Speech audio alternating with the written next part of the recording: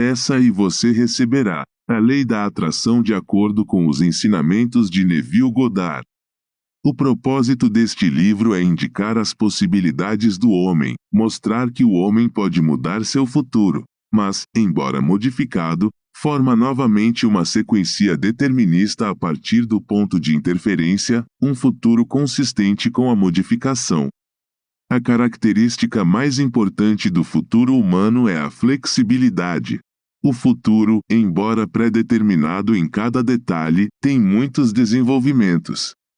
Em cada momento de nossas vidas temos diante de nós a escolha de qual dos muitos futuros teremos. Há duas visões do mundo mantidas por cada homem, uma visão natural e uma visão espiritual. Os antigos chamavam um, a mente carnal, e o outro, a mente de Cristo. Podemos diferenciá-los como consciência comum, governada pelos nos SOS sentidos, e imaginação controlada, governada pelo desejo. Podemos reconhecer estes dois centros distintos de pensamento na afirmação: o homem natural não compreende as coisas do Espírito de Deus, porque para ele são loucura, nem é capaz de compreendê-las, porque só pode julgá-las pelo Espírito. Coríntios 2,14, a visão natural confina a realidade ao momento chamado agora. De acordo com a visão natural, o passado e o futuro são puramente imaginários. Por outro lado, a visão espiritual vê o conteúdo do tempo. O passado e o futuro são um só com o presente na visão espiritual.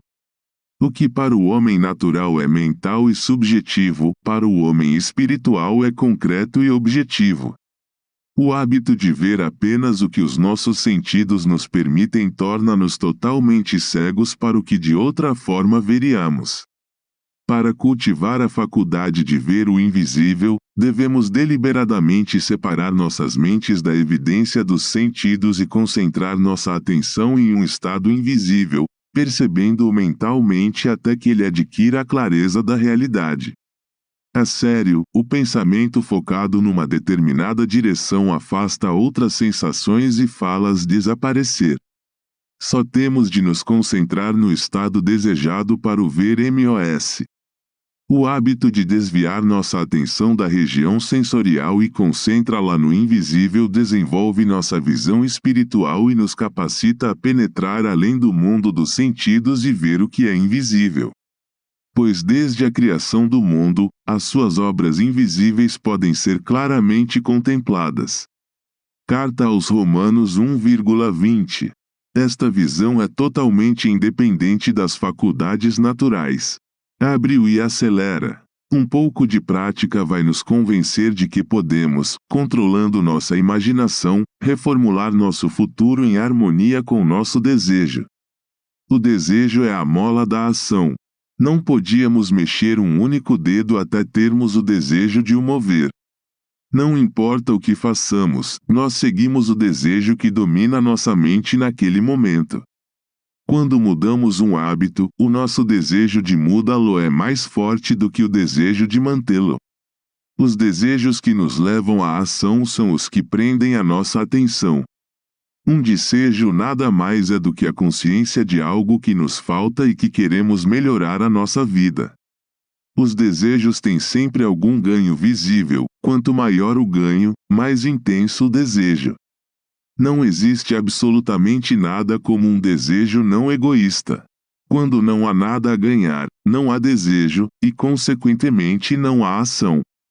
O homem espiritual fala com o homem natural na linguagem do desejo. A chave do progresso e da realização dos sonhos na vida está na obediência imediata à sua voz. A obediência sem demora a esta voz é a convicção imediata do desejo realizado. Desejar um estado é tê-lo. Como disse Pascal, você não teria me procurado se ainda não me tivesse encontrado. O homem, ao assumir o sentimento do seu desejo realizado, e depois viver e comportar-se de acordo com essa crença, muda o futuro em harmonia com a sua crença. As crenças despertam o que eles afirmam. Assim que o homem adquire o sentimento de seu desejo realizado, seu eu tetradimensional encontra o caminho para a realização desse fim, descobre métodos para a sua realização. Não conheço outra definição clara dos meios pelos quais realizamos os nossos desejos a não ser a experiência na imaginação. O que desejamos experiência fisicamente se acompanhássemos o nosso objetivo. Esta experiência imaginária do objetivo determina os meios. O eu tetradimensional, portanto, constrói com a sua ampla visão os meios necessários para alcançar o fim desejado. É difícil para a mente indisciplinada assumir um estado negado pelos sentidos. Mas aqui está uma técnica que torna fácil lembrar o invisível, ou seja, prever um evento antes que ele aconteça. As pessoas têm o hábito de levar as coisas simples de ânimo leve. Mas esta simples fórmula para mudar o futuro foi descoberta após anos de pesquisas e experiências. O primeiro passo para mudar o futuro é desejar, ou seja, definir seu objetivo, saber ao certo o que você quer. Em segundo lugar, construir um evento que você imagina que possa acontecer com você, seguir a realização do seu desejo, um evento que envolve a realização do desejo, algo que terá a ação do eu predominante. Em terceiro lugar, imobilizar o corpo físico e induzir um estado de sono, imaginando que você está dormindo. Deite-se numa cama ou relaxe numa poltrona. Então, com as pálpebras fechadas e a sua atenção focada na ação que pretende realizar na sua imaginação, sinta mentalmente que está a realizar essa ação. Imagine, ao mesmo tempo, que está a realizar essa ação aqui e agora. Você deve ser sempre um participante da ação imaginária, não apenas ficar de costas e observar, mas sentir que você está realmente fazendo o ato para que o sentimento imaginário seja real. É importante lembrar sempre que a ação que você propõe deve ser uma ação que CONSEQUENCI é a realização do seu desejo. Você também deve se sentir dentro da ação até que ela assuma a vividez e a clareza da realidade. Por exemplo, suponha que você deseja uma promoção no trabalho. Receber felicitações seria um acontecimento que lhe aconteceria como consequência do cumprimento do seu desejo. Depois de escolher isto como a ação que você experimentara em sua imaginação, imobilize seu corpo e induza um estado de sonolência, um estado de sono, mas no qual você ainda é capaz de controlar a direção de seus pensamentos, um estado no qual você está atento sem esforço. Depois visualize um amigo que está à sua frente. Coloque a sua mão imaginária na mão dele ou dela. Sinta-o sólido, e continue uma conversa imaginária com ele em harmonia com a ação. Não se visualize em um ponto distante no espaço e no tempo enquanto estiver sendo parabenizado. Em vez disso, traga o resto aqui, e o futuro agora. O evento futuro é realidade agora num mundo dimensional maior, e estranhamente, o agora num mundo dimensional maior é equivalente ao aqui no espaço tridimensional comum da vida cotidiana.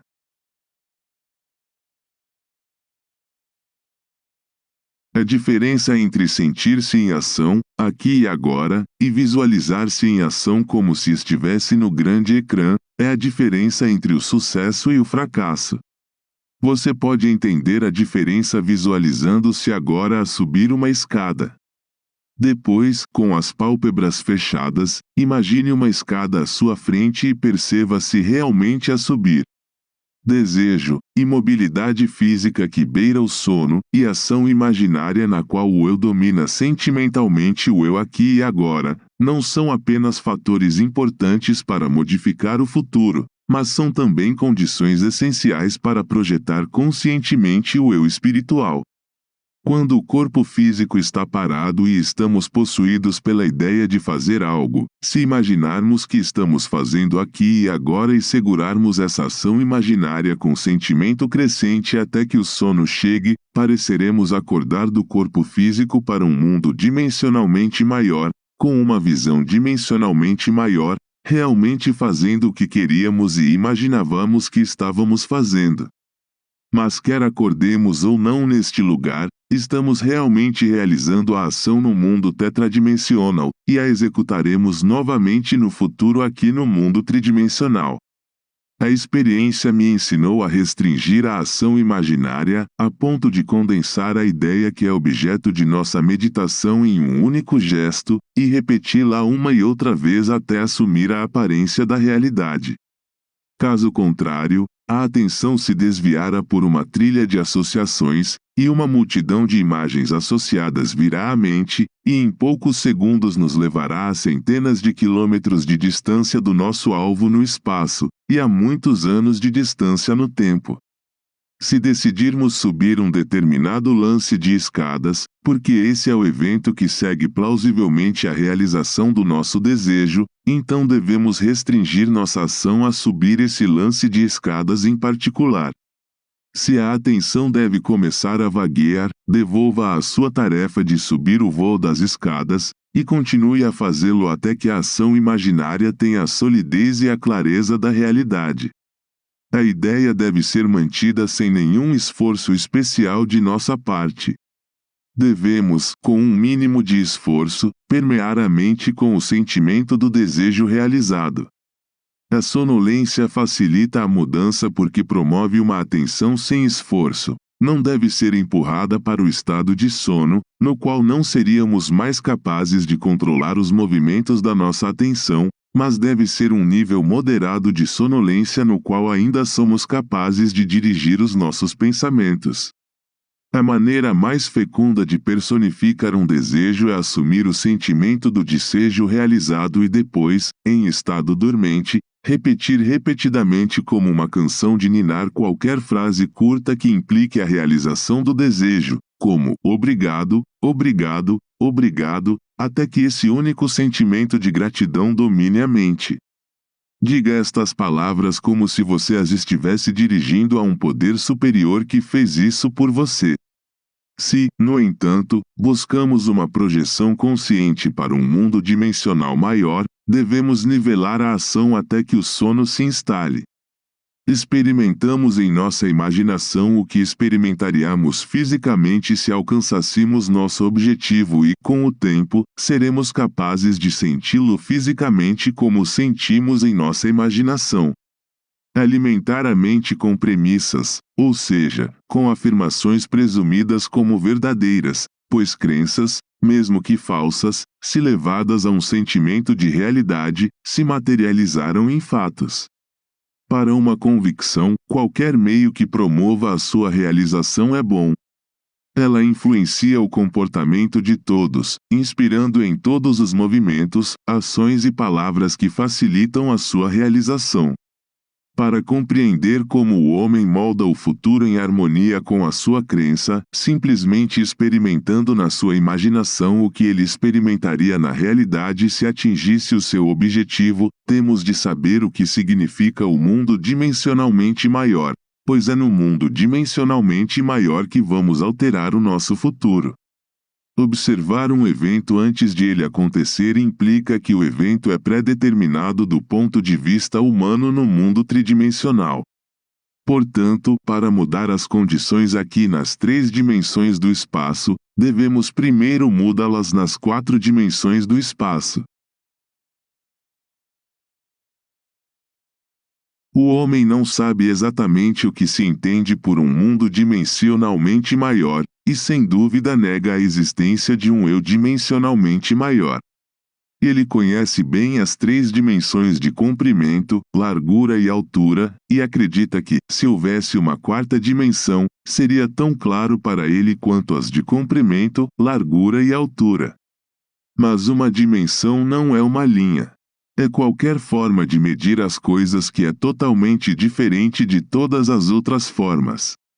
Ou seja, para medir um sólido tetradimensional, nós simplesmente medimos em todas as direções, exceto comprimento, largura e altura. Existe outra forma de medir um objeto, exceto pelo comprimento, largura e altura. O tempo mede minha vida sem usar as 3 dimensões de comprimento, largura e altura. Não existe tal coisa como um objeto instantâneo. A sua aparência e o seu desaparecimento são mensuráveis. Dura um certo período de tempo. Podemos medir a sua vida útil sem utilizar as dimensões de comprimento, largura e altura. O tempo é, em última análise, uma quarta forma de medir um objeto. Quanto mais dimensões um objeto tem, mais substancial e real ele se torna. Uma linha reta, inteiramente em uma dimensão, adquire forma, massa e substância com a adição de dimensões. Que nova qualidade traria o tempo, a quarta dimensão, a um objeto que o tornaria tão superior aos sólidos como os sólidos são as superfícies e as superfícies são as linhas? O tempo é um meio de mudar a experiência, já que toda mudança requer tempo. A nova qualidade é a mutabilidade. Observe que se seccionamos um sólido, sua seção será uma superfície. Se seccionamos uma superfície, obtemos uma linha, e se seccionamos uma linha, obtemos um ponto. Isto significa que um ponto não é senão a secção de uma linha, que por sua vez não é senão a secção de uma superfície, que por sua vez não é senão a secção de um sólido, que por sua vez, chegando à conclusão lógica, não é senão a secção de um objeto tetradimensional. Não podemos evitar a dedução de que todos os objetos tridimensionais não passam de secções de corpos tetradimensionais. O que significa, quando o encontro uma secção do seu eu tetradimensional, aquele eu tetradimensional que é invisível. Para ver o eu tetradimensional tenho de olhar para cada secção ou momento da sua vida desde o nascimento até a morte, e vê-los a todos como coexistentes. A minha visão deve incluir toda a gama de impressões sensoriais que vocês experimentaram na Terra, mais aquelas que ainda têm de experimentar. Eu deveria vê-los não na ordem em que você os experimentou, mas como um todo. Como a mudança é a marca da quarta dimensão, eu deveria vê-las como um fluxo, um todo vivo e respirável.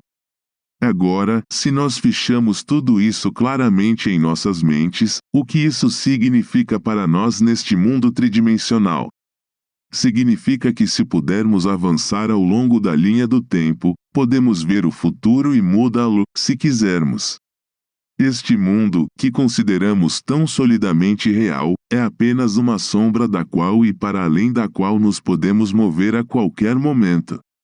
É uma abstração de um mundo mais fundamental e dimensionalmente grande, um mundo mais fundamental abstraído de um mundo ainda mais fundamental e maior, e assim por diante ad infinitum. Porque o absoluto é inalcançável por qualquer meio ou análise, não importa quantas dimensões acrescentemos ao mundo. O homem pode provar a existência de um mundo dimensionalmente maior simplesmente concentrando sua atenção em um estado invisível e imaginando que ele o vê e ouve. Se ele permanecer concentrado neste estado, seu ambiente atual desaparecerá e despertará para um mundo dimensionalmente maior, no qual o objeto de sua contemplação é visível como uma realidade concreta e objetiva. Sinto intuitivamente que se ele abstivesse seus pensamentos deste mundo dimensionalmente maior e se retirasse ainda mais para dentro de sua mente, ele causaria mais uma vez uma externalização do tempo. Ele descobriria que sempre que se retira dentro de sua mente e provoca uma externalização do tempo, o espaço se torna dimensionalmente maior. E ele concluiria que tanto o tempo quanto o espaço são seriados, e que o drama da vida é apenas a ascensão de um bloco multidimensional de tempo. Os cientistas um dia vão explicar por que existe um universo em série. Mas na prática, saber como usamos este universo serial para mudar o futuro é mais importante. Para mudar o futuro, só temos que lidar com dois mundos nesta série infinita: o mundo que conhecemos através dos nossos órgãos físicos, e o mundo que percebemos independentemente deles. Afirmei que o homem tem a cada momento diante de si a escolha de qual dos vários futuros será o seu. Mas surge uma pergunta: como isso é possível se as experiências do homem, em um mundo tridimensional, são pré-determinadas, o que sua observação de um evento antes que ele aconteça implica? Esta capacidade de mudar o futuro pode ser explicada se compararmos as experiências de vida com esta página impressa.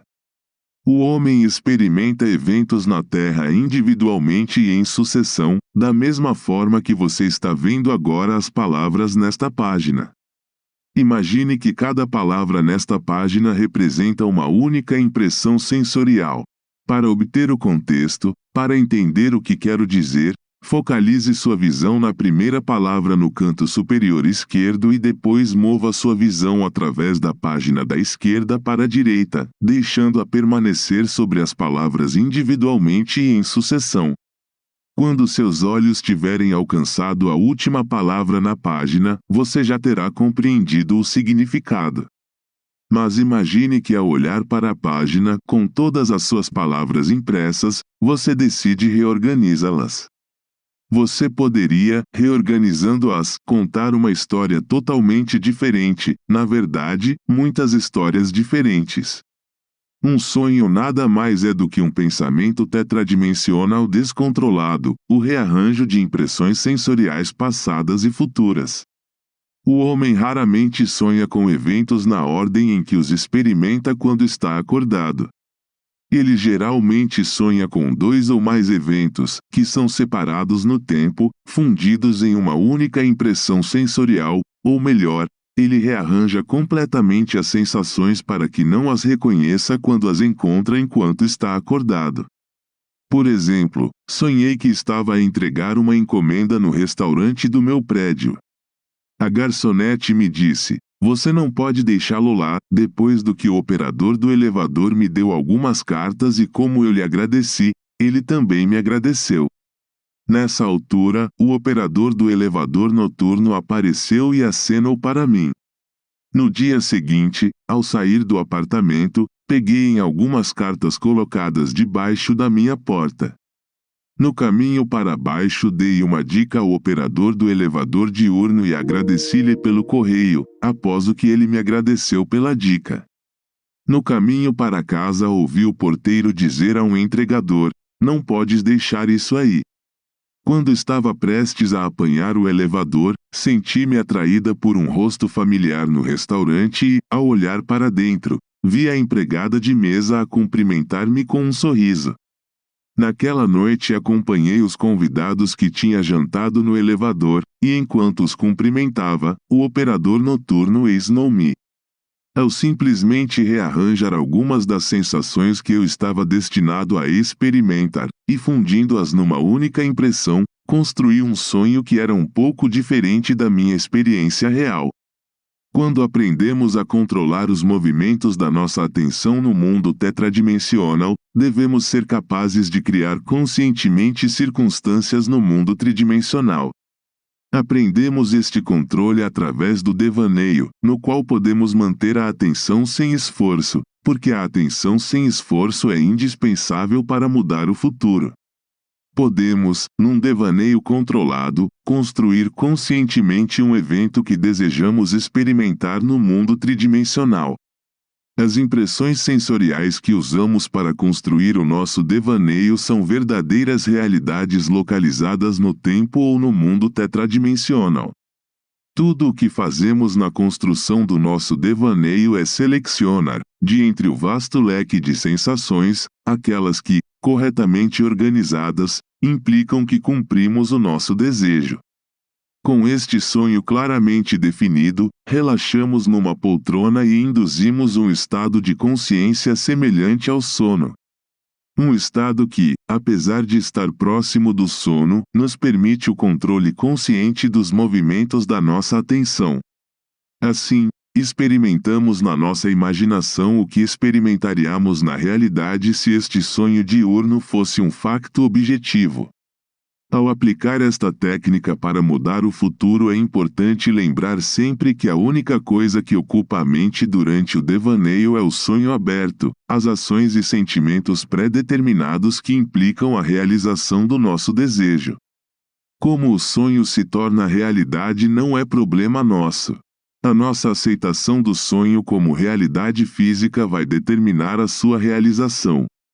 Deixe-me lembrar mais uma vez o básico da oração, que nada mais é do que um devaneio controlado. 1. Defina seu objetivo, saiba definitivamente o que você quer. 2. Construa um evento que você sabe que lhe aconteceria como consequência da realização do seu desejo, algo que terá a ação do eu predominante, um evento que implica a realização do seu desejo. 3. Imobilizar o corpo físico e induzir um estado de consciência semelhante ao sono. Então, mentalmente se sinta na ação proposta, até que o único sentimento de realização domine a mente. Enquanto isso, imagine que você está realmente fazendo a ação aqui e agora para que você sinta na sua imaginação o que você sentiria fisicamente se você alcançasse seu objetivo. A experiência convenceu-me que esta é a forma mais fácil de atingir o nosso objetivo. Entretanto, meus próprios fracassos me trairiam se eu afirmasse ter total domínio dos movimentos de atenção. Mas como dizem os antigos, isto é tudo o que faço, esquecendo o passado e inclinando-me para o futuro, correndo para o objetivo de alcançar o prêmio. Carta aos Filipenses 3, 13,14. Mais uma vez quero lembrar que a responsabilidade de tornar real o que se quer no mundo não está em seus ombros. Não se preocupe com como, quando você está convencido de que o que você quer foi feito, a convicção tem a sua própria maneira de se objetivar. Toda a responsabilidade por tornar isso possível é removida de você. Há uma breve declaração no livro do Êxodo que expressa isto. Milhões de pessoas que o leram ou o citaram ao longo dos séculos entenderam-no completamente mal. Diz: não cozinhe o miúdo no leite da mãe. Na versão King James, não ferverás o miúdo no leite da sua mãe. Êxodo 11:19 da noite. Inúmeros milhões de pessoas, interpretando mal esta afirmação, até agora, a era iluminada de 1948, não comeram produtos lácteos com carne. Não é assim que funciona. Eles acreditam que a Bíblia é história, e quando ela diz, não cozinharás o cabrito no leite materno, eles não comeram leite e produtos lácteos, como manteiga e queijo, juntamente com um prato de cabrito ou outra carne. Eles até têm pratos separados nos quais cozinham a carne. Mas agora você tem que aplicá-lo psicologicamente. Você fez a sua meditação e convenceu-se de que é o que quer ser. A consciência é Deus, sua atenção é como o rio da vida ou o próprio leite que nutre e mantém vivo o que tem sua atenção. Em outras palavras, o que tem a sua atenção tem a sua vida.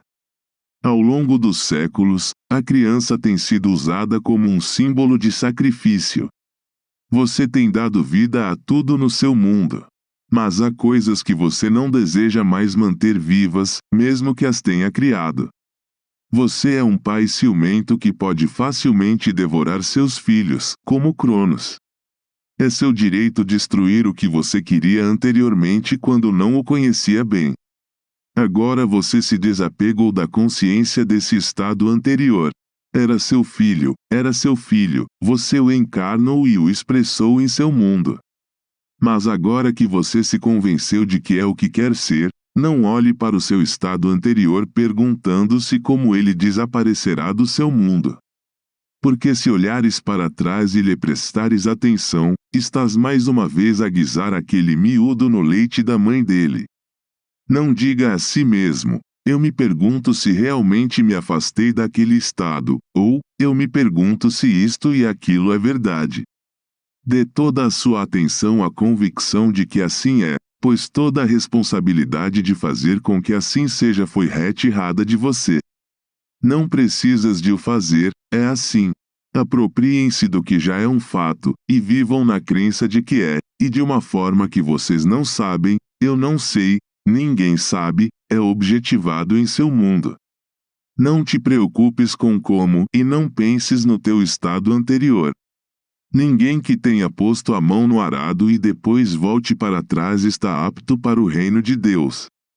Lucas 9:62, simplesmente convença-se de que isso é feito e suspenda a razão, suspenda todos os argumentos da mente tridimensional consciente. O seu desejo está além do alcance da mente tridimensional. Convença-se de que você é o que você quer ser, viva como se fosse, e à medida que você se apega a essa crença, ela se materializará. 1. Pergunta: qual é o significado do símbolo nas capas dos seus livros? Resposta: é um olho colocado sobre um coração que, por sua vez, é colocado sobre uma árvore carregada de frutos, o que significa que o que quer que você esteja ciente e aceite como verdadeiro, você vai perceber. O que um homem tem no seu coração é. 2. Pergunta: eu gostaria de casar, mas ainda não encontrei o homem certo. Como posso imaginar-me um marido? Resposta: siga sempre os seus ideais, pois é o estado ideal que capta a mente. Não limite o estado de casamento a um certo homem, mas a uma vida plena, rica e abundante. O que você deseja experimentar é a alegria do casamento. Não modifique o seu sonho, mas melhore-o, tornando-o mais agradável. Então condense seu desejo em um único sentimento, ou em um ato que implique sua realização. Neste mundo ocidental, a mulher usa a aliança de casamento no dedo anelar da mão esquerda. Ser mãe não implica ser casada, a intimidade não implica ser caçada, mas um anel de casamento sim. Relaxe em uma cadeira confortável, ou deite-se de costas como se estivesse prestes a adormecer. Então assume a sensação de estar casado. Imagina uma aliança de casamento no dedo. Toca-lhe, roda-o à volta do teu dedo. Desliza-o sobre a articulação. Perseverar nesta ação até que o anel adquira uma sensação distinta e realista. Perca-se na sensação de ter o anel no dedo de tal forma que quando abrir os olhos ficará surpreendido por não o ver ali. Se, por outro lado, você é um homem que não usa anel, você pode imaginar uma responsabilidade maior. Como você se sentiria, por exemplo, se tivesse uma esposa para sustentar? Assumam agora a sensação de ser um homem casado e feliz. 3. Pergunta: o que tenho de fazer para obter inspiração criativa assim para escrever? Resposta: o que você tem que fazer? Imagine que a história já tenha sido escrita e aceita por uma grande editora. Reduzir a ideia de ser um escritor ao sentimento de satisfação. Repita a frase: isso é o acento agudo pétimo, ou obrigado, obrigado, obrigado, uma e outra vez até sentir que teve sucesso. Ou imagina um amigo a dar-te os parabéns.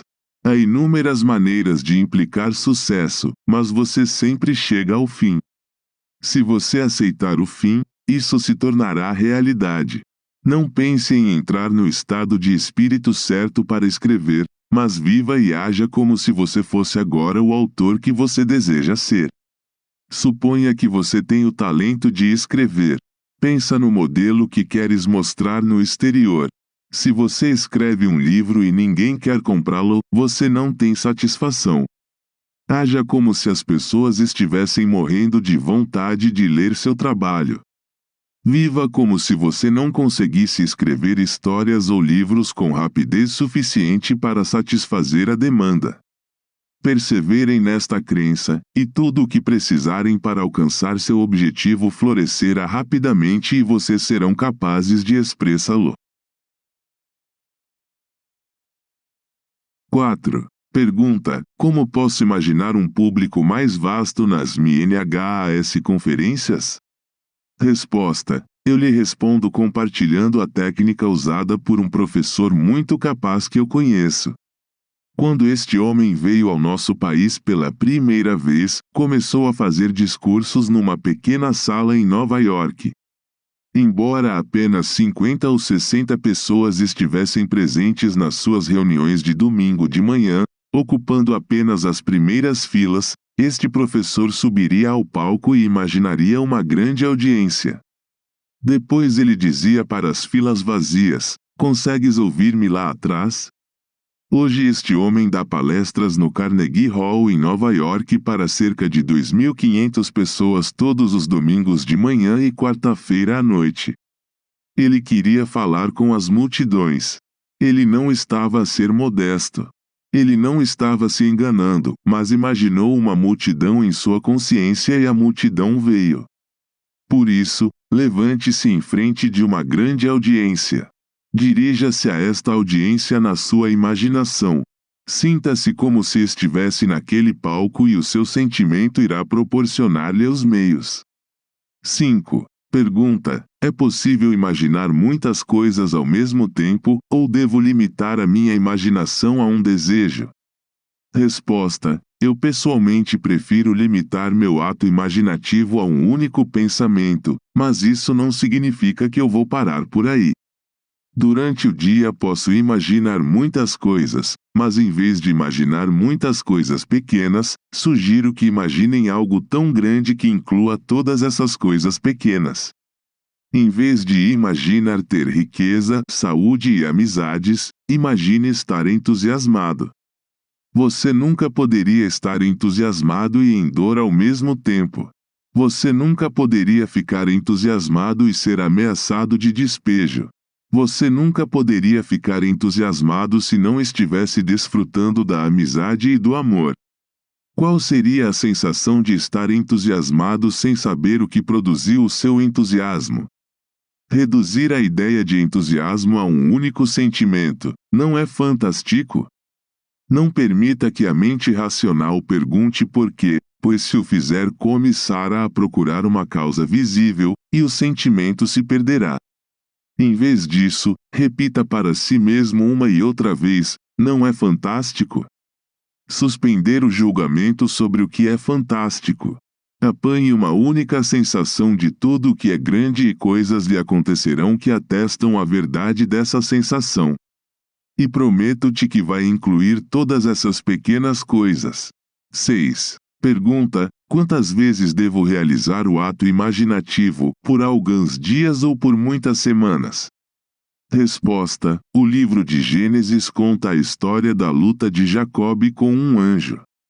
Esta história nos dá a pista que procuramos, que quando a satisfação é alcançada, ela é seguida de impotência. Quando você tem a sensação da realidade, pelo menos naquele momento, você está mentalmente impotente. O desejo de repetir a oração desaparece, pois ela foi substituída pelo sentimento de realização. Não se pode insistir em querer o que já se tem. Se você se imagina o que deseja ser até o ponto do êxtase, você não o deseja mais. Seu ato imaginativo é um ato criativo semelhante ao de um homem que ajoelha-se e recebe uma bênção, pois à medida que o homem cria sua própria semelhança, seu ato imaginativo assume a semelhança de seu ideal.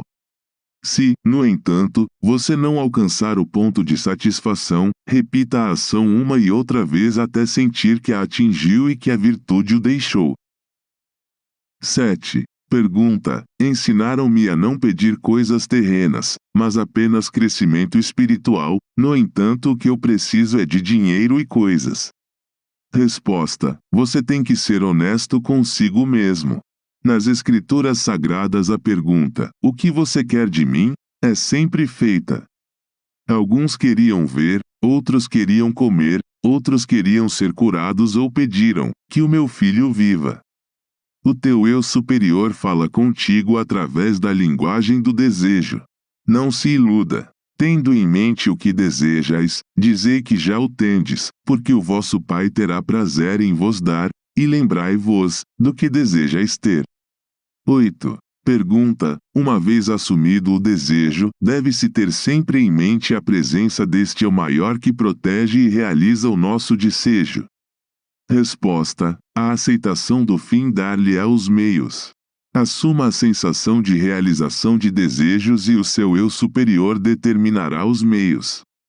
Quando você se apropria de um estado como se já o tivesse alcançado, sua atividade diária distrai a sua mente de pensamentos ansiosos para que você não esteja constantemente à procura de um sinal. Você não tem que pensar constantemente que alguma presença fará algo em seu nome, mas você tem que saber que ela já o fez. Saber o que você quer já é um fato, viver como se fosse e as coisas vão acontecer para torná-lo real. Não te preocupes que possa haver uma presença que faça algo por ti. Quanto mais profundo, maior já o fizeste. Tudo o que tens de fazer é ir ao lugar onde vais conhecê-lo. Lembre-se da história do homem que voltou da casa do seu senhor e conheceu o servo que lhe disse: "O seu filho está vivo." E quando lhe perguntou a que horas estava curado, o criado respondeu: "Às 7 horas." Na mesma hora em que ele tinha acreditado no cumprimento do seu desejo, o desejo tinha sido realizado, pois era às 7 horas que o seu mestre lhe tinha dito: "O seu filho viverá." O seu desejo já está realizado.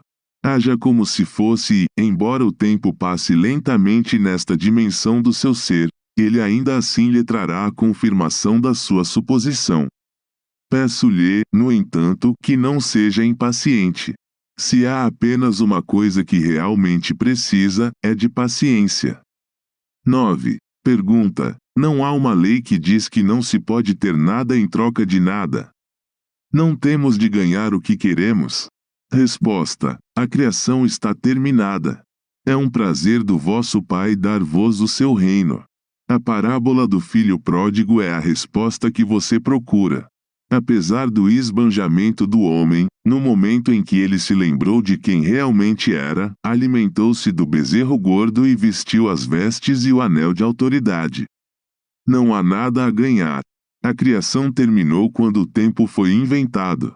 Vós, como homem, sois Deus que se fez visível para mostrar o que ele é, não o que ele será.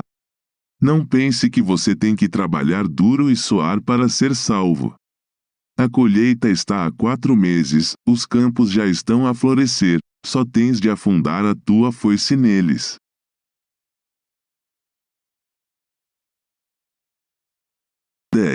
Pergunta: mas será que o pensamento de que a criação está acabada não nos priva da nossa iniciativa? Resposta: se você pode observar um evento antes que ele aconteça, isso significa que o evento que vai acontecer deve ser pré-determinado do ponto de vista da pessoa que vive neste mundo tridimensional. No entanto, não é necessário que você se depare com tal evento. Ao mudar o seu autoconceito, você pode interferir no seu futuro e moldá-lo em harmonia com o seu novo autoconceito. 11. Pergunta: mas será que esta capacidade de mudar o futuro não nega o facto de a criação estar terminada? Resposta: não. Ao mudar seu conceito sobre você, você muda sua relação para as coisas. Se você mudar a ordem das letras em um jogo para formar uma nova palavra, você não criou novas palavras, você simplesmente teve o prazer de rearranjar as letras. Seu conceito de você determina a ordem dos eventos que acontecem com você. Os eventos existem desde o nascimento do mundo, mas não o seu arranjo temporal. 12. Pergunta: por que é que aqueles que se aplicam com força na metafísica parecem sempre carecer de algo? Resposta: porque ele realmente não aplicou a metafísica. Não estou falando de uma abordagem covarde da vida, mas de uma aplicação diária da lei da consciência. Uma vez que você tenha se apropriado do seu desejo, você não precisa de uma pessoa ou estado para agir como um conduto para que isso aconteça. A viver no mundo de um homem, preciso de dinheiro na minha vida diária. Se te convidar para almoçar amanhã, tenho de pagar a conta. Quando saio de um hotel, tenho de pagar a conta. Para apanhar o comboio para Nova York, tenho de comprar o bilhete de comboio. Eu preciso de dinheiro e isto deve estar lá. Não vou dizer: Deus sabe que preciso de dinheiro. Em vez disso, vou fazer o meu próprio dinheiro como se ele estivesse realmente lá. Devemos viver com coragem. Devemos viver como se tivéssemos o que queremos ter. Não pense que só porque você ajudou o seu vizinho, outra pessoa verá a sua boa ação e de alguma forma o ajudará com os seus problemas. Não há mais ninguém que o faça por si. Você mesmo deve corajosamente tomar posse do que o seu pai já lhe deu. 13. Pergunta: uma pessoa sem instrução pode se autoeducar assumindo a sensação de ser educada? Resposta: sim. Um grande interesse é recompensado com informações de todos os lados. Você deve desejar sinceramente ser bem educado. O desejo de ser um bom leitor, seguido do pressuposto de que já é um, torna-o seletivo na sua leitura. À medida que a sua educação aumenta, você se torna automaticamente mais seletivo, mais crítico em tudo o que faz. 14. Pergunta: o meu marido e eu estamos a fazer o curso dele juntos. Devemos discutir os nossos desejos um com o outro? Resposta: há 2 ditados espirituais na Bíblia. Um é: não diga a ninguém, o outro é: eu lhe disse agora, antes que se torne realidade, para que quando se tornar realidade você acredite. É preciso coragem espiritual para dizer a outra pessoa que o seu desejo se tornou realidade antes que você possa percebê-lo externamente. Se não tiveres esse tipo de coragem, é melhor ficar escalado. Pessoalmente, gosto de contar à minha mulher os meus planos, porque depois ficamos ambos muito entusiasmados quando eles se tornam realidade. Normalmente a primeira pessoa a quem um homem quer demonstrar esta lei é a sua esposa. Disse que Mohammed é eternamente grande porque seu primeiro discípulo foi sua esposa. 15. Pergunta: o meu marido e eu devemos trabalhar no mesmo projeto ou em projetos separados? Resposta: isto é totalmente contigo. A minha mulher e eu temos interesses diferentes, mas temos muito em comum. Lembras-te da história que contei sobre o nosso regresso aos Estados Unidos na primavera passada? Eu sentia que era meu dever como marido encontrar um caminho de volta para a América, e por isso tomei-o sobre mim. Sinto que há algumas coisas que são dever da minha mulher, como manter a casa limpa e agradável e encontrar a escola certa para minha filha, por isso ela cuida dessas coisas. Minha esposa muitas vezes me pede para imaginar por ela, como se ela tivesse mais fé em minha capacidade de fazê-lo do que em sua própria. Isso me honra porque todo homem digno desse nome quer sentir que sua família confia nele. No entanto, não vejo nada de errado com um compromisso comum entre 2 pessoas que se amam. 16. Pergunta: ocorre-me que se você se deixa levar demasiadas vezes a um estado de sonolência, então você terá falta de sentimentos.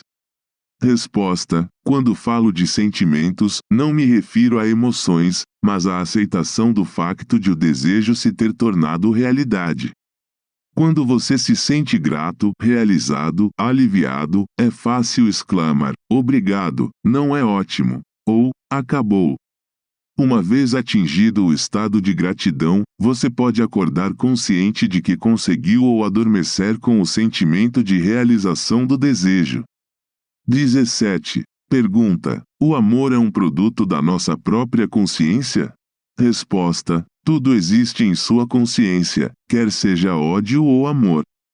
Nada vem de fora. As colinas que você olha em busca de uma resposta pertencem a uma paisagem interior. Os seus sentimentos de amor, ódio ou indiferença surgem todos da sua consciência. És infinitamente maior do que alguma vez te vais a perceber de ser. Nunca, em toda a eternidade, conseguireis alcançar o máximo de vós. Isso é o quão maravilhoso você é.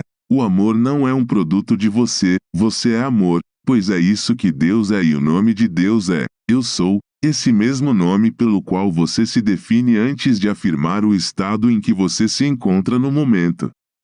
18. Pergunta: suponha que o meu desejo não se realize antes de 6 meses ou 1 ano, devo esperar antes de imaginá-lo?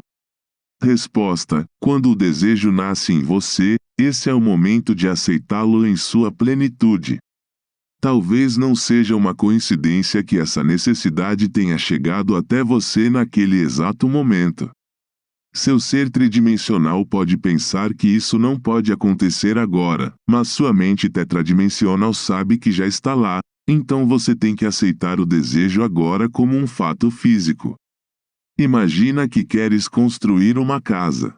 A necessidade dela está lá agora, mas levará tempo para que as árvores cresçam e para que o carpinteiro a construa. Embora a necessidade pareça excessiva, não espere apenas para se ajustar a ela. Afirme a posse dela agora e deixe-a objetivar-se de forma inusitada. Não diga que vai demorar 6 meses ou 1 ano.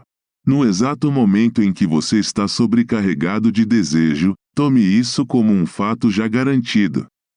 Você e só você deu ao seu desejo um espaço de tempo, e o tempo é relativo neste mundo. Não espere que algo se torne realidade, aceite-o agora como se já estivesse lá e veja o que acontece. Quando você sente um desejo, é o mais profundo você, a quem os homens chamam de Deus, que fala. Ele está te exortando, por desejo, a aceitar que o que não é, é o que será. O desejo é simplesmente a sua comunhão contigo, dizendo-te que o teu desejo te pertence agora. A sua aceitação será provada pela sua completa adaptação a ele como se fosse verdade. 19. Pergunta: por que é que alguns de nós morrem jovens? Resposta: nossas vidas, consideradas em retrospectiva, não são medidas pelos anos, mas pelo conteúdo desses anos. 20. Pergunta: como você definiria uma vida plena? Resposta: uma variedade de experiências. Quanto mais variados eles são, mais rica é a sua vida. Quando você morre, você entra num mundo dimensionalmente maior, e toca sua peça em um teclado composto das experiências da vida humana. Portanto, quanto mais variadas forem as suas experiências, mais refinado é o seu instrumento, mais rica é a sua vida. 21. Pergunta: e quanto a um bebê que morre ao nascer? Resposta: uma criança nascida vive para sempre, pois nada morre. Pode parecer que uma criança que morre ao nascer não tem esse teclado de experiência humana, mas como disse um poeta, ele desenhou um círculo que me excluiu, como um herege, um rebelde, um para ser ridicularizado. Mas eu e o amor encontramos o engenho para vencer. Fizemos um círculo que o incluiu. O amado tem acesso às experiências sensoriais do amante. Deus é amor. Portanto, no momento final, todos têm um instrumento, cujo teclado é composto pelas impressões sensoriais de todos os homens. 22. Pergunta: qual é a sua técnica de oração? Resposta: tudo começa com o desejo, porque o desejo é a mola da ação.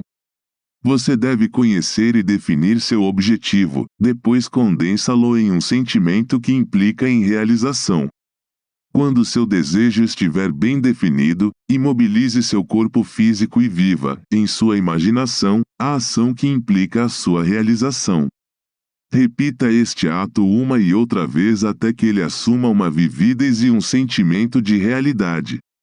Ou condensar seu desejo em uma única frase que implica em realização, como: obrigado, Padre, isto é fantástico, ou está terminado. Repita esta frase condensada ou ação vezes sem conta na sua imaginação. Então acorda desse estado, ou deixa-te escorregar para o fundo. É indiferente, pois o ato é feito uma vez que você tenha percebido completamente como feito naquele estado adormecido e sonolento. 23. Pergunta: duas pessoas querem o mesmo escritório. Um segura-o, o outro tinha-o e agora quer-o de volta. Resposta: seu pai, seu vosso maior dimensional, tem caminhos e meios que você não conhece. Aceita a sua sabedoria. Sinta que o seu desejo se realiza, então permita que o seu pai lhe o dê. A pessoa atualmente no cargo pode ser promovida a um cargo superior, ou casar com uma pessoa muito rica e deixar seu emprego. Ele pode herdar uma grande soma de dinheiro, ou optar por mudar-se para outro estado. Muitas pessoas dizem que querem trabalhar, mas eu duvido muito disso. O que eles querem é segurança e associam segurança ao trabalho. Mas duvido que o tipo normal queira mesmo acordar de manhã e ir trabalhar. 24. Pergunta: qual é a causa da doença e da dor? Resposta: o corpo físico é um filtro para as emoções. Muitos males humanos, que até ontem eram considerados puramente físicos, são agora reconhecidos como provenientes de distúrbios emocionais. A dor vem da falta de relaxamento. Quando se está a dormir, não se sente dor. Se está sob anestesia, não sente dor porque está, por assim dizer, relaxado. Se você sente dor é porque você está tenso e está tentando forçar algo. Mas você não pode forçar uma ideia a tomar forma, você simplesmente tem que tomar posse dela. É uma atenção sem esforço.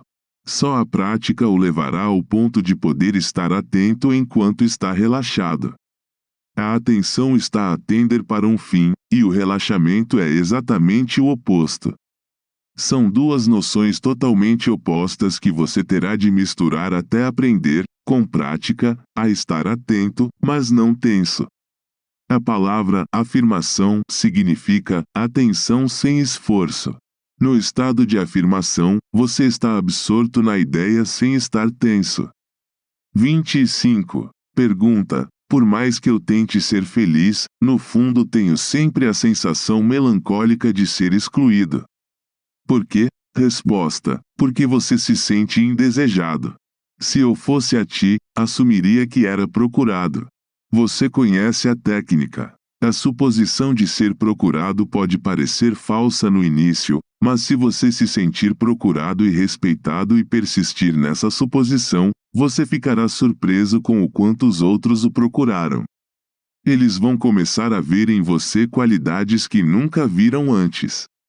Eu prometo-te, se você imaginar que é procurado, você será procurado. 26. Pergunta: se a morte de um ente querido me desse segurança financeira, isso significaria que eu tinha causado essa morte? Resposta: não pense por um momento que você poderia ter causado uma morte ao imaginar sua segurança econômica. O teu melhor nunca vai esmagoar ninguém. Ele vê todos e, conhecendo a duração da vida de todos, pode sugerir à pessoa que lhe deu que pode satisfazer o seu desejo. Não mataste a pessoa que te nomeou no testamento dele.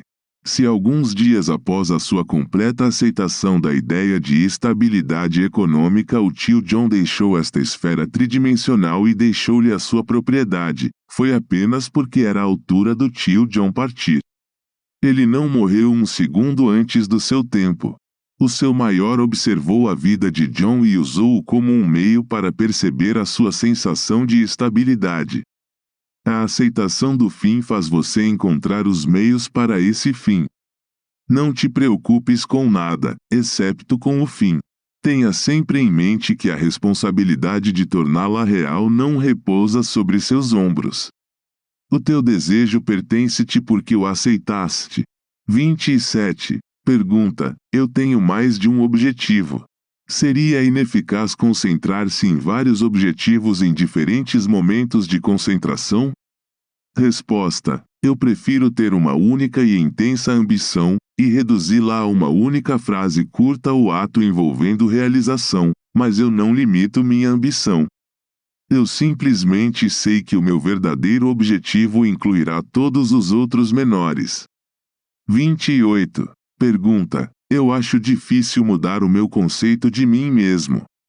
Por quê? Resposta: porque o seu desejo de mudar não foi estimulado. Se você se apaixonasse pelo que realmente quer se tornar, você se tornaria isso. É preciso um intenso anseio para realizar a autotransformação. Como o traseiro anseia por rios de água, assim a minha alma anseia por ti, ó Deus. Se você se tornasse tão sedento de perfeição quanto a corça é pela água ao ponto de desafiar a ferocidade do tigre na floresta, você se tornaria perfeito. 29. Pergunta: eu estou considerando a ideia de um empreendimento comercial. Significaria muito para mim, mas não consigo imaginar como isso aconteceria. Resposta: você está isento dessa responsabilidade. Não é preciso torná-lo realidade, já o é. Embora seu conceito de você pareça tão distante do empreendimento comercial em que você está pensando, ele agora existe como uma realidade dentro de você. Pergunte-se como você se sentiria e o que faria se o seu empreendimento fosse um grande sucesso. Identifique-se com esse caráter e sentimento e ficará surpreendido com a rapidez com que realizará o seu sonho. O único sacrifício exigido de você é abandonar seu conceito atual de si mesmo e tomar posse do desejo que você quer expressar. 33. Pergunta: se Jesus é um personagem fictício criado pelos autores da Bíblia para explicar certas situações psicológicas, como explica que ele e sua filosofia também sejam mencionados nos textos históricos seculares e não cristãos da época? P.O. acento circunflexo Pôncio Pilatos e Herodes não eram oficiais romanos em carne e osso na época. Resposta: a história de Jesus é idêntica à de Krishna, o salvador dos hindus. Eles têm o mesmo caráter psicológico. Imaginou-se que ambas nasceram de mães virgens. Os governantes da época tentaram matá-los quando eram crianças. Ambos curaram os doentes, ressuscitaram os mortos, ensinaram os evangelhos do amor e morreram como mártires da humanidade. Os hindus, como os cristãos, acreditam que o seu Salvador é Deus feito homem. Hoje as pessoas citam Sócrates, no entanto a única prova da existência de Sócrates é encontrada nas obras de Platão. Diz-se que Sócrates bebeu cicuta, mas pergunto-lhe, quem é Sócrates? Uma vez citei uma frase de Shakespeare, e uma mulher me disse, mas Hamlet disse isso. Hamlet nunca disse isso, foi Shakespeare quem escreveu as linhas e colocou essas palavras na boca da personagem que ele criou e chamou de Hamlet. Santo Agostinho disse uma vez, o que agora se chama religião cristã já existia entre os antigos. Eles começaram a chamar o cristianismo de religião verdadeira, embora nunca tivesse existido. 34. Pergunta: você usa a afirmação e a negação? Resposta: esqueça as escolas de pensamento que usam afirmações e negações. A melhor e única afirmação efetiva é aquela suposição que implica em si mesma a negação do estado anterior. A melhor negação é a indiferença total. As coisas murcham e morrem por meio da indiferença. Eles são mantidos vivos pela atenção. Não se pode negar algo, dizendo que não existe. Ao contrário, você lhe dá vida reconhecendo-a, e o que você reconhece como verdadeiro será verdadeiro para você, seja bom, mau ou indiferente. 35. Pergunta: é possível uma pessoa parecer morta e ainda não estar morta? Resposta: pensa-se que o general Lee nasceu 2 anos depois de sua mãe, supostamente morta, ter sido enterrada viva.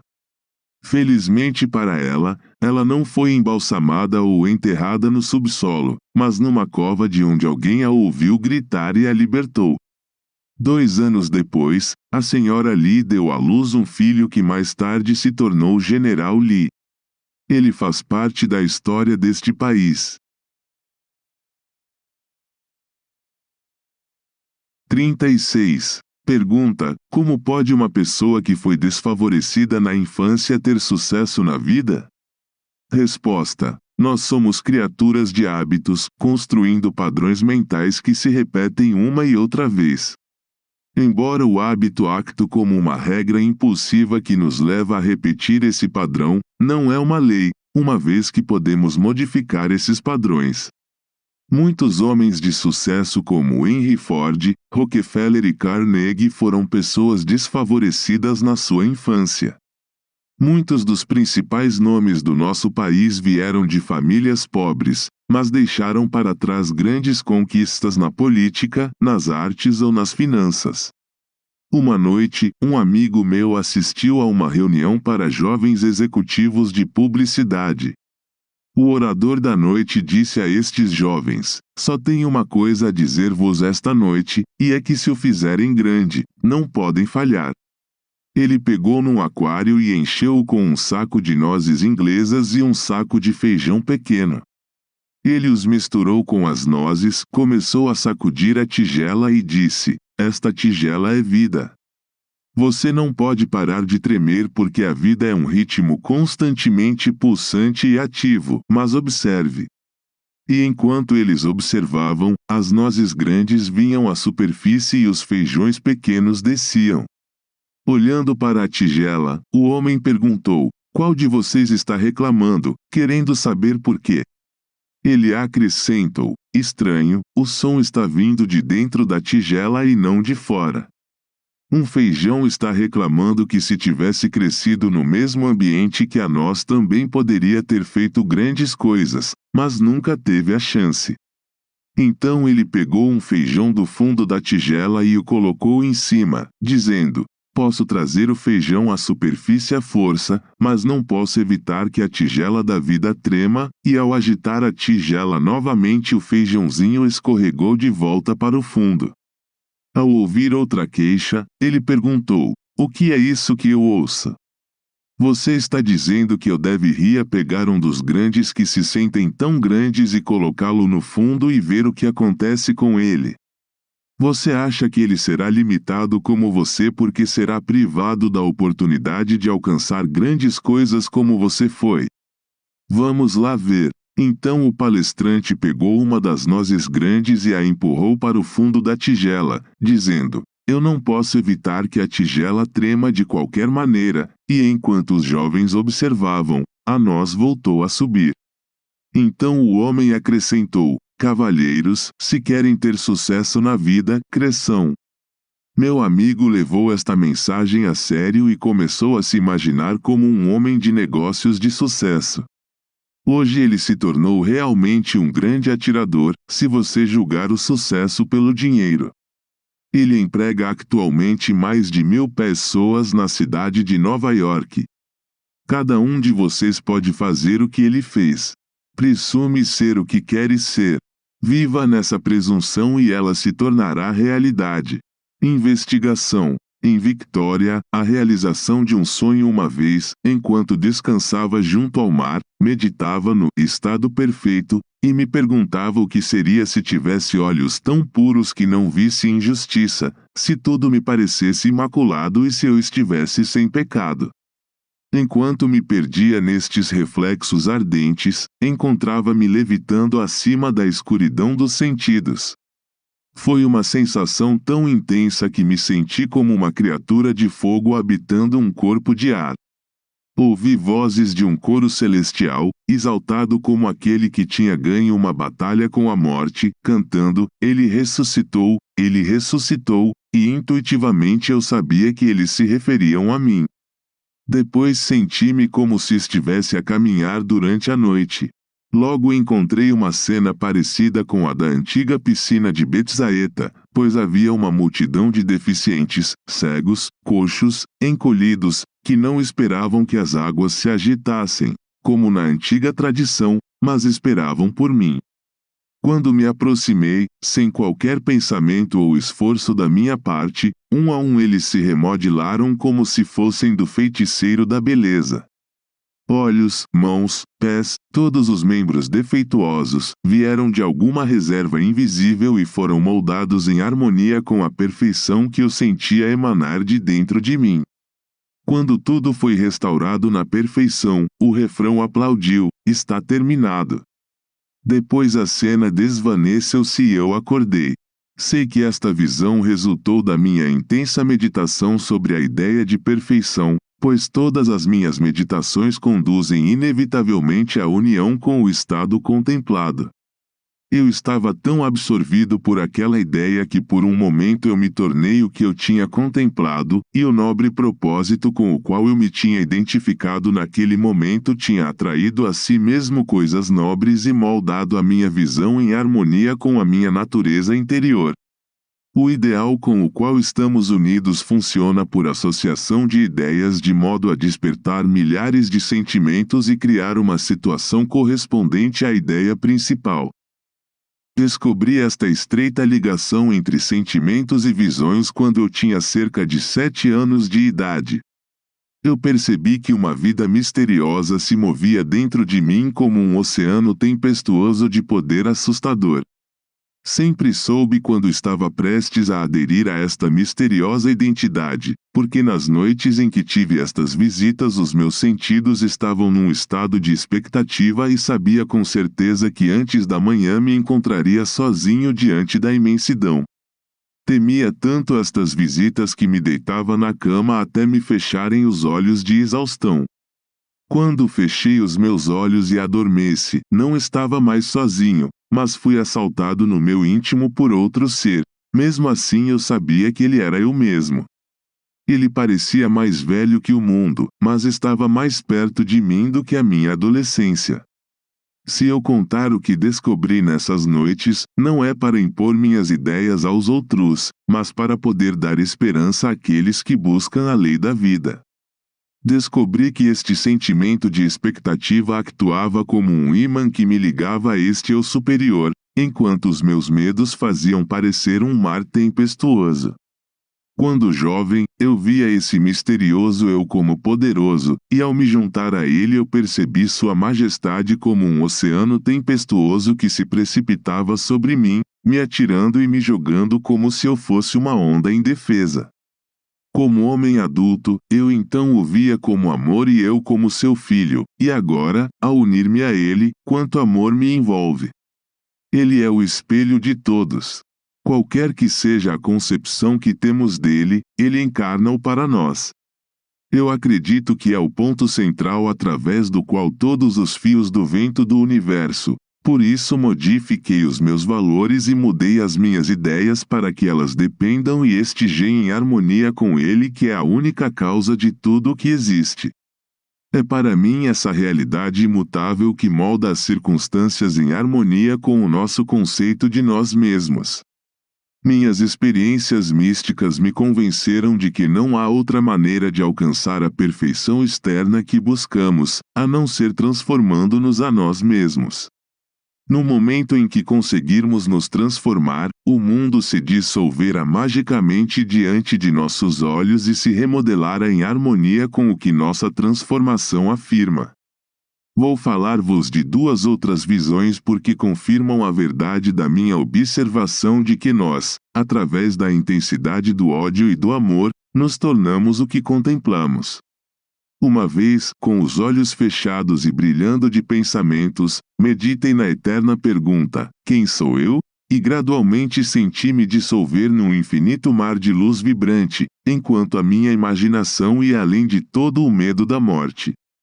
Naquele estado não havia nada além de mim, um oceano infinito de luz líquida. Nunca me tinha sentido tão íntimo do ser. Não sei quanto tempo durou a experiência, mas o meu retorno à Terra foi acompanhado pelo sentimento distinto de que eu estava retomando uma forma humana. Em outra ocasião, deitei-me na cama de olhos fechados como se estivesse dormindo e meditei sobre o mistério de Buda. Em breve, os recessos escuros do meu cérebro começaram a acender-se. Senti-me como se estivesse rodeado de nuvens luminosas que emanavam da minha cabeça como círculos pulsantes de fogo. Durante um tempo não vi nada além destes círculos luminosos. Depois apareceu um cristal de quartzo diante dos meus olhos.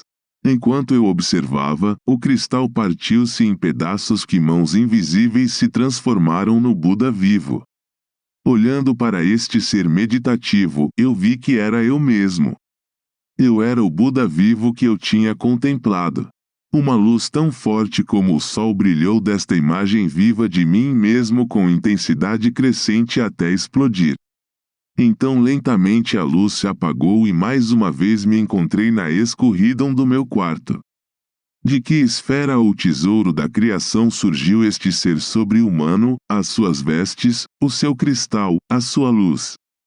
Se era um mundo de seres reais no qual eu me movia, olhava, sentia, onde os coxos, os doentes, os cegos se transformavam em harmonia com a minha natureza interior, então é correta a minha teoria de ter um outro corpo mais sutil do que o físico, um corpo que pode ser desligado do físico e usado em outras esferas, pois olhar, sentir, mover-se são funções do organismo, por mais etéreo que seja.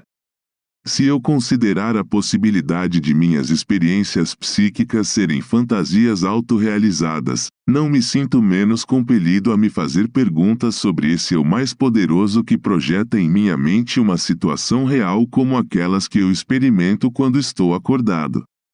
Eu me entreguei a essas meditações apaixonadas muitas vezes, e sei sem dúvida que ambas as suposições são verdadeiras. Dentro deste corpo terreno habita outro que pertence a um mundo de luz, e eu, pela meditação intensa, o atraí como com um ímã para fora do crânio desta morada escura da carne. A primeira vez que evocava estes incêndios dentro de mim, temia que a minha cabeça pudesse explodir. Eu senti uma intensa vibração na base do meu crânio, depois um súbito esquecimento de tudo.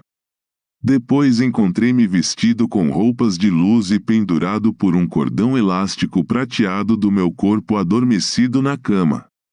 Os meus sentimentos eram tão extasiantes que me senti próximo das estrelas.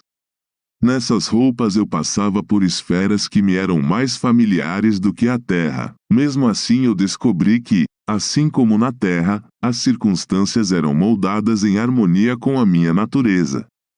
Já te ouço dizer, fantasias autocumpridas. Não é diferente das coisas na Terra. Sou um ser imortal que se percebe como homem e molda os mundos à imagem e semelhança do seu próprio autoconceito. O que nós imaginamos, nós somos. Com nossa imaginação criamos o sonho da vida, e com nossa imaginação voltaremos àquele mundo eterno de luz, tornando-nos o que éramos antes de imaginar o mundo. Na economia divina nada se perde. Não podemos perder nada, a não ser abandonando a esfera em que ela tem a sua existência natural.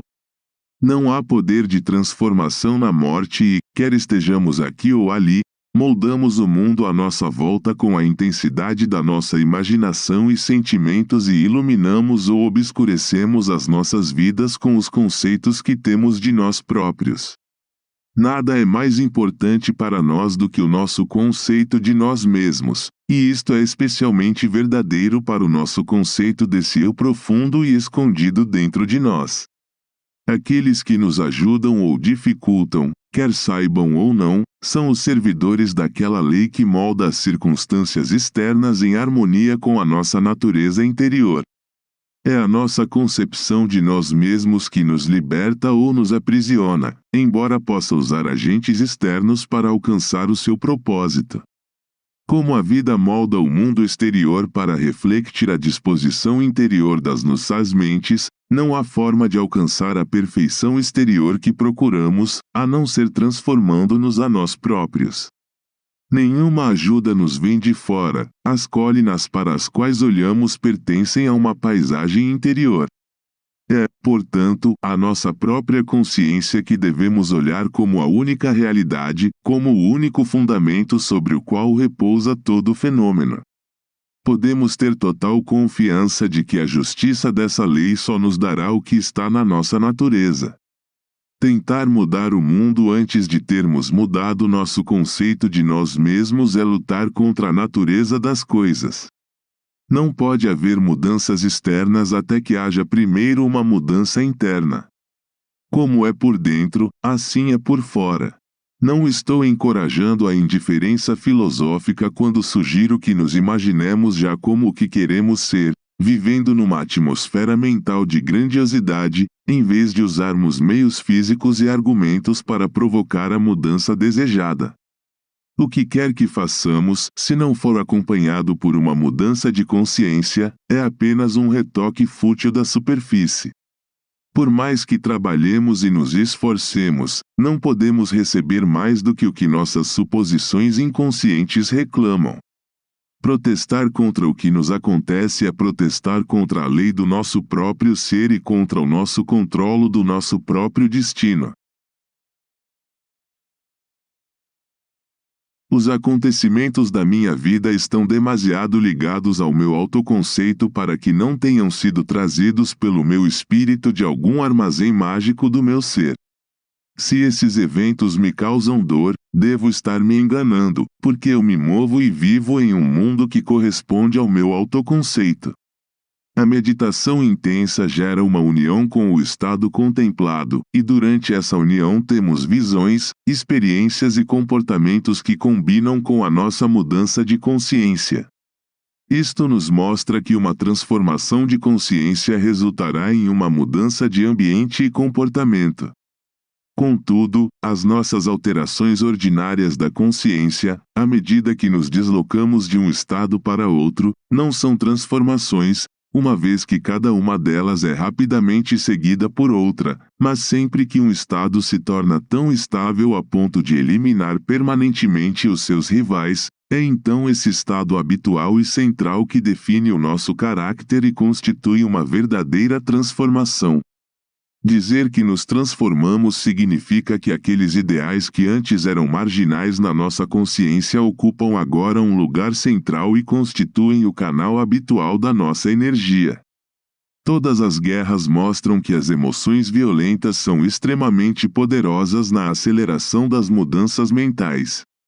Todo grande conflito é sempre seguido por um período de materialismo e ganância, no qual os ideais pelos quais supostamente se lutava se perdem. Isto é inevitável porque a guerra evoca o ódio, que leva a uma descida na consciência do plano do ideal para o nível mais baixo onde a guerra é travada. Se fôssemos tão apaixonados pelos nossos ideais como somos pelo que odiamos, subiríamos ao nível dos ideais tão facilmente como agora caímos ao nível do ódio. O amor e o ódio têm um poder mágico de transformação, e ao exercê-los assumimos a semelhança do que contemplamos. Através de um ódio intenso, criamos em nós mesmos o personagem que imaginamos que o nosso inimigo terá.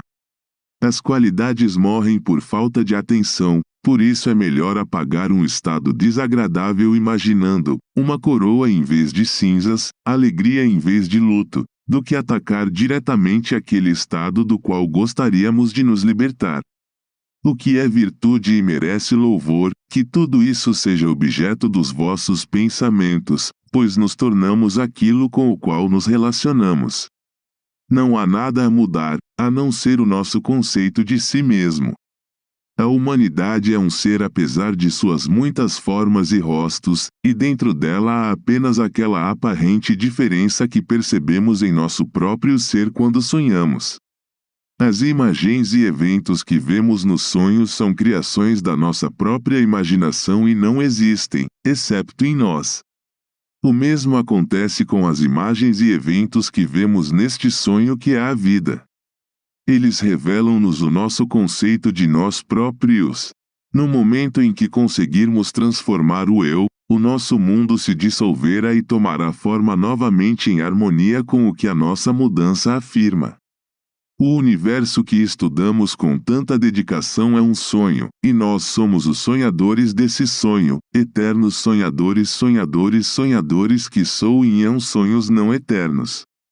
Um dia, como Nabucodonosor, despertaremos do sonho, do pesadelo no qual lutamos com demônios, e descobriremos que na realidade nunca havíamos saído de nosso lar eterno, que nunca nascemos e nunca morremos a não ser em nosso sonho.